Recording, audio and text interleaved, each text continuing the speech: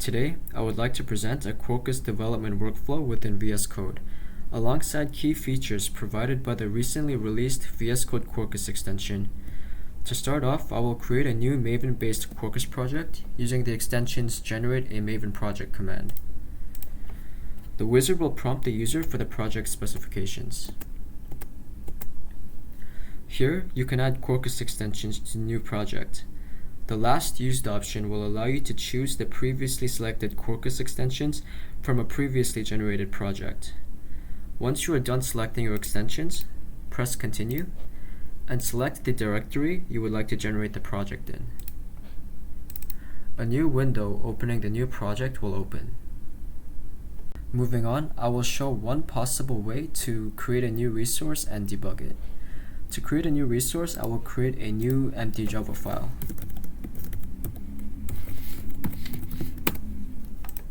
The VS Code extension offers snippets that you might find useful. One of the snippets allows you to insert a Quarkus REST resource class. Immediately after insertion, you can change the package name. After you're done, you can press Tab to change the path.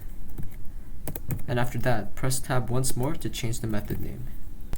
To debug the current Quarkus project, call the debug current Quarkus project command provided by the VS Code extension.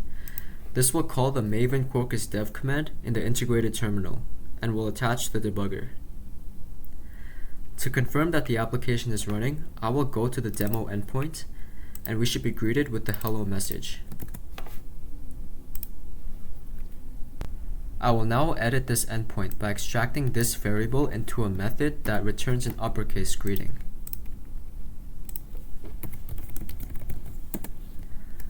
After saving the file, I can go back into the web browser. Without restarting anything, once I hit refresh, I will see that the changes are already available. This is thanks to the live coding feature provided by the Quarkus framework. Once you're finished debugging, you could exit the debug session by clicking the disconnect button right here. Afterwards, you will be asked if you would like to terminate the Quarkus application as well. Moving on, in addition to the project generation wizard, there is also an add extensions wizard, which allows you to add Quarkus extensions to your current project. After selecting the Quarkus extensions to add, a Maven command to add the selected extensions will run in the integrated terminal.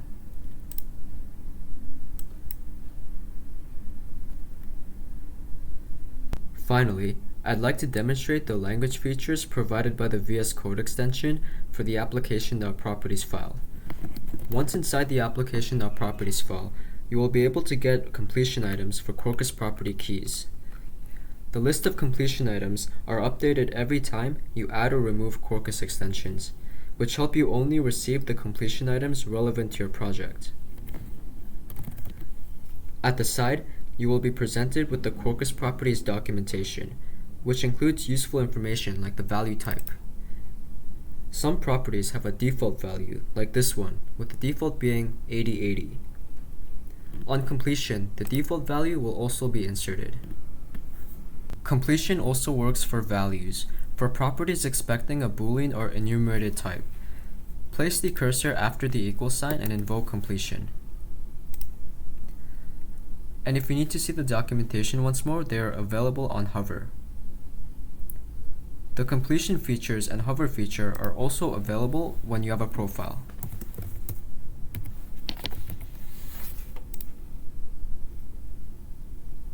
In addition, the VS Code extension presents a tree view containing all property keys and values available in the Explorer outline over here. This offers a neat, grouped representation of the application.properties file. And lastly, there is validation support for unknown properties. For unknown properties, there will be a warning like so. I hope this video gave you an idea of the current Quarkus development experience in VS Code and the VS Code Quarkus extension. Thank you for watching.